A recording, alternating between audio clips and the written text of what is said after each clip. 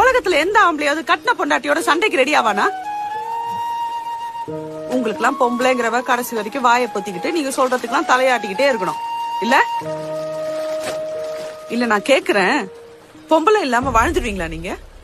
வாழ்க்கை முழுசும் உங்களுக்கு ஒரு பொம்பளை தேவைப்படுறா. கல்யாணம் வரைக்கும் அம்மாங்கிற பொம்பளை, கல்யாணத்துக்கு அப்புறம் பொண்டாட்டிங்கிற பொம்பளை. நீ கேக்கலாம் பொம்பளையால மட்டும் முடியுமான்னு.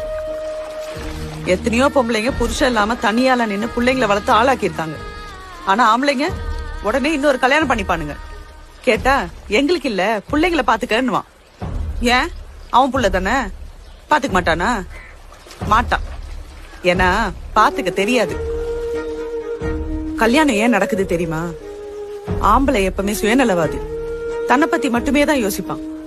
அப்படி இருக்காத, மத்தவங்கள பத்தி யோசின்னு தான் கடவுள் அவனுக்கு கல்யாணம் பண்ணி வைக்கிறாரு. அவன் வாழ்க்கையில வீட்ல சும்மா இருக்கா, யார் கேட்டாலும் பா மொட்டாட்டி என்ன பண்றோம், வீட்ல சும்மா இருக்கா. நாங்க என்ன சும்மாவா இருக்கோம்? காய் வாங்குறது, சமைக்கிறது, வீட்டை பெருக்குறது, பாத்திரம் கழுவுறது, துணி துவைக்கிறது, அது துணி குழந்தைக்கு சோறு விட்டுறது, அது கொண்டு போய் ஸ்கூல்ல விட்டு சாயந்தரம் ஈத்து வருது, தண்ணி பிடிக்கிறது, இதெல்லாம் யாரு பாக்குறா? என்ன சம்பளமா கொடுக்குற? இல்ல ஞாயிற்றுக்கிழமை லீவ் தவிரையா? அப்பதான் சிக்கன் எடு மட்டன் எடு 2 வேளை கொடுக்குற. அப்புறம் எனக்கு வீட்ல சும்மா இருக்கேன்ட்டு நீ எங்க வேணாலும் எப்ப வேணாலும் போறீல. நாங்க இந்த 4 செவரு அதை விட்டு அந்த குவார்டர்ஸ் வருஷத்துக்கு ஒரு தடவையாவது ஏதாவது சினிமா பீச்சுக்கு கூட்டு போறேன்னா அதுவும் இல்ல. இப்பன்னா நாளைக்கு மாமாட்ட சொல்லி சினிமா கொண்டு வர சொல்றேன் விட. குடிச்சிட்டு வந்து நைட் அடிக்க வேணாம்னு சொல்லு. வீட்ல சும்மா இருக்கன்னு சொல்ல வேண்டாம்னு சொல்லு உங்க மாமா. காலையில 4 மணிக்கு எந்திரிப்பேன், கடையில போய் பாலை வாங்கிட்டு வந்து சூடு பண்ணி காய வச்சுட்டு 2 நாளைக்கு என் பிள்ளைங்க துணி துவைப்பேன், 2 நாளைக்கு என் புருஷன் துணி துவைப்பேன்.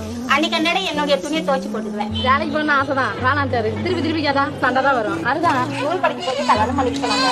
அப்புறம் எப்படியோ காலேஜ் வரைக்கும் படிச்சுட்டேன், பிஎஸ்சி வரைக்கும் படிச்சிருக்கேன். கல்யாணத்துக்கும் வீட்டுலதான். வயசுல நல்லா நிஜமா லவ் பண்ணுங்க. அப்பதான் வயசானதுக்கு அப்புறமா உட்காந்து பேசுறதுக்கு ஒரு 4 நல்ல வார்த்தையும், வாழ்ந்த வாழ்க்கைக்கு ஒரு அர்த்தமும் இருக்கும். இதெல்லாம் இல்லாம வெறும் பணக்காசை மட்டுமே வச்சு வாழ்க்கையை தள்ளிட்டு போலான்னு நினைச்சீங்கன்னாக்கா your life will become rubbish. Download ShareChat.